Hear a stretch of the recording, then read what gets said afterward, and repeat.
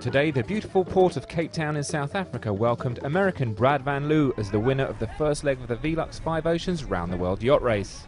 The 42-year-old has been at sea for 28 days, having covered 7,400 nautical miles from the race start in La Rochelle on the west coast of France.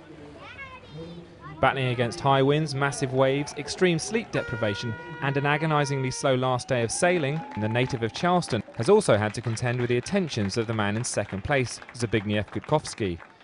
The pole pushed Van Liew hard the whole way, even snatching the lead at one point, but it was a well-deserved victory for the American aboard his boat, the Penguin.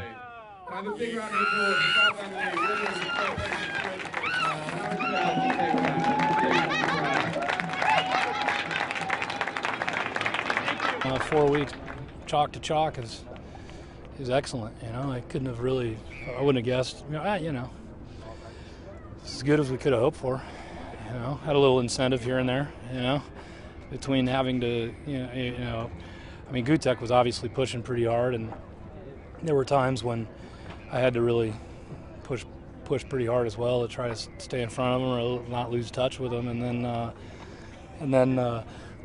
The weather a couple times sort of forced my hand, you know. I mean, especially the last few days, it was really important. You know, I did that option to go sort of north of this high pressure area, to stay north rather than having to go south like he did, and that option was very risky. And the risk with it was that the high was following me the whole way, and if I sort of slowed down just a little bit, you know, I mean, it was a 12-hour thing. Every 12 hours, you know, I was in a spot where 12 hours later there wasn't going to be any wind.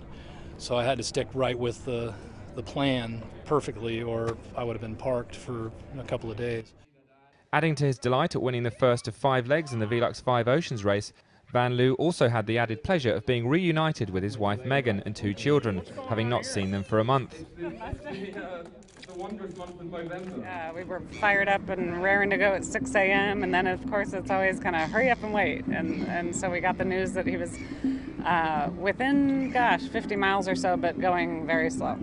So we hung out and wait, and then of course within an hour it's like, get to the waterfront. So it's been up and down all around. The kids are super excited and emotional, and it's been a long time.